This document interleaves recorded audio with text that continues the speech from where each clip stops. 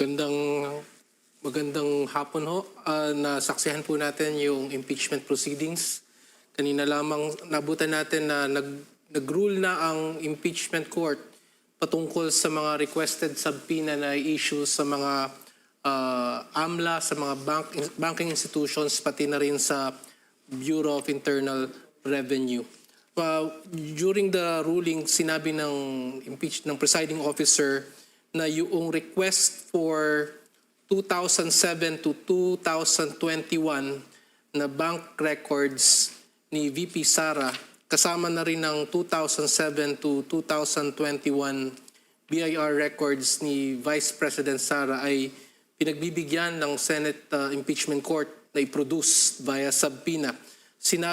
Pinaliwanag ni Presiding Officer Chis Escudero that the documents would serve as factual baselines. So ibig sabihin po nun, as factual baselines, hindi naman siya gagamitin as evidence ng kanyang charges against her in her capacity as Vice President. 26, you may sit, counsels. Baseline kung nagkaroon ng movement sa kanyang income. Bukod pa dito, sinabi rin ni Senator Chis Escudero that the 2007 to 2021 bank records, even BIR records, they shouldn't be used to allege additional impeachment offenses. So kung ano lamang po yung na-allege Articles 1, 2, 3, and 4, yun lamang ang pwedeng dinggin at hindi ho pwedeng dagdag ang 2007 to 2021. Maalala rin po natin na nabanggit kanina na mayroong mga corporate entities na hindi pinagbigyan or dininay yung request for subpoena. Itong corporate entities na nabanggit ay Pikimong Philippines, that's Pikimong Philippines, and JTC Group of Companies. According to the presiding officer, Chis Escudero, the requested subpoena for these corporations or these entities were denied because the prosecution was not able to establish the nexus o yung koneksyon ng dalawang nabanggit na korporasyon kay Vice President Sara at sa kanyang asawa na si Attorney Mans Carpio.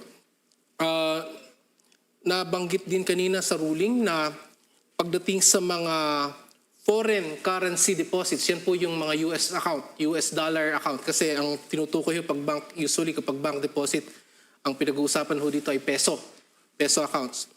Pero yung request ng prosecution, it also included foreign currency deposits or US dollar accounts. Ang sabi ho kanina ng ruling ni Senator Chis Escudero ay hindi pinipayagan ng batas ang pagsubpoena or pag-produce nito. Iisa lamang daw ang exception sa foreign currency deposits or pag-produce ng foreign currency deposits. Iyan ay kung magkakaroon ng written permission ang depositor na i-produce ito. So ibig sabihin, ang daling salita, papayagan lamang na i-produce ang foreign currency deposits ni Vice President Sara sa impeachment proceedings na ito kung si Vice President Sara mismo ay susulat, bibigay niya ang kanyang permiso in writing. Isa rin sa nabanggit sa ruling na ang mga bank records ni Attorney Mans Carpio na mister ni VP Sara ay kasama sa mga pinapasapina sapagkat according kay Senator Chis Escudero, ang kanilang community property ay absolute community property. Maalala nyo kanina, tinanong ni Senator Chis ang kampo ng depensa kung kailan ho kinasal si VP Sara at ang sagot ng depensa, that was sometime in 2007.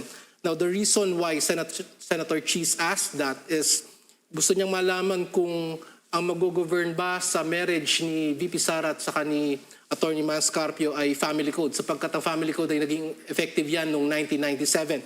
So since effective yan, govern sila ng family code at wala silang in-execute na prenuptial agreement, ang mag-govern sa kanilang mag-asawa ay absolute community of property. Kung ano man ang pag-aari nilang mag-asawa before the marriage, nung sila ay nagpakasal, pag-aari nilang dalawa, including those properties that they may acquire after the celebration of their marriage. So anong ibig sabihin nun yan? Since absolute community of property silang mag-asawa, yung mga assets na kahit nakapangalan kay Mans Carpio ay maaari ding silipin dito sa impeachment proceedings na to. From 2007, kung kailan sila kinasal, up to 2021. Yan ho yung mga taon na hindi pa ho nagsisilbing ikalawang Pangulo si Vice President Sara. At syempre kasama rin ho doon yung 2022 onwards. Nabanggit din ho kanina during the ruling yung 5-year retention period ng AMLA kasi ang ahensya ng pamahalaan ay obligado na itabi ang dokumento. They have to retain that for at least 5 years. So sinasabi ho ng depensa na pag beyond 5 years hindi na ho pwedeng isabpina yan.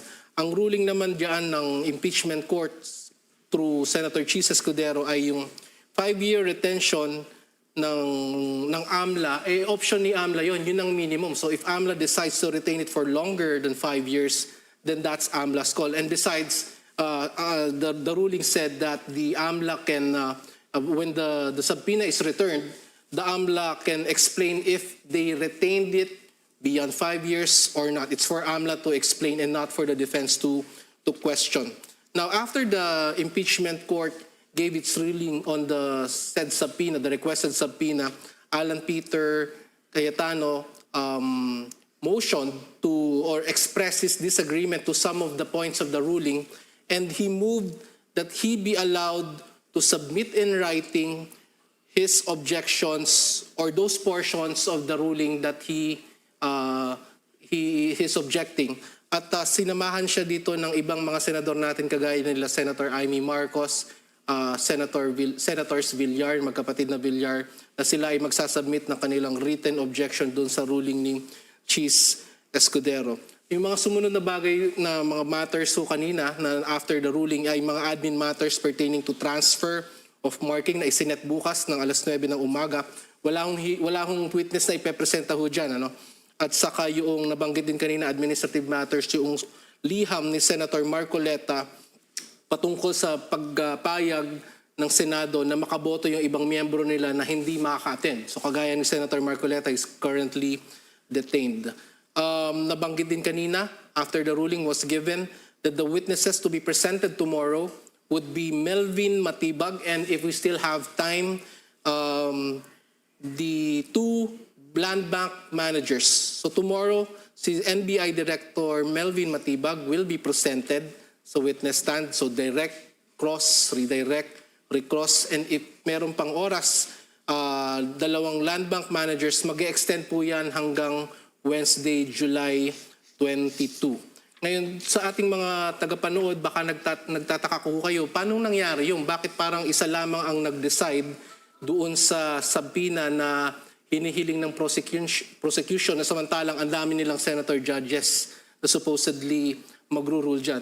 Mga kaibigan, nakalagay po sa rules ng Senate impeachment, rules ng Senate pagdating sa impeachment na the President of the Senate or the Chief Justice, in case it's the President of the Philippines who is the respondent in an impeachment, they will preside, they may rule on all questions of evidence, including but not limited to questions of materiality, relevance, competency, or admissibility of evidence, and incidental questions, which ruling shall stand as a judgment of the Senate. So ibig sabihin mo kung sino ho ang presiding officer, general rule siya ho ang magpe-preside sa mga subpoena, yung mga bagay na yan. The only exception is if a member of the Senate shall ask that a formal vote be taken, or if the presiding officer at his or her option submits that question to a vote. In this case, wala hong nangyaring gano'n. No? So it was the presiding officer through Senator Chis Escudero who delivered the ruling and the order of the Senate Impeachment Tribunal on the requested subpoena. So hanggang dyan lamang po muna, and tomorrow we'll see each other again. We'll hope to deliver and explain to you the impeachment proceedings tomorrow when the prosecution presents Director Melvin Matibag as his next witness. To remind our viewers, Director Melvin Matibag will be presented as a witness in the context of Article 4 of the Articles of Impeachment na tumutukoy po yun sa grave threats allegedly made by VP Sara. So hanggang bukas, makikita po muli tayo sa ngalan po ng The Manila Times and on behalf of Michael Ang, ako po si Attorney Chris Gargantial. Maraming salamat sa inyong panonood. See you again tomorrow. Good evening.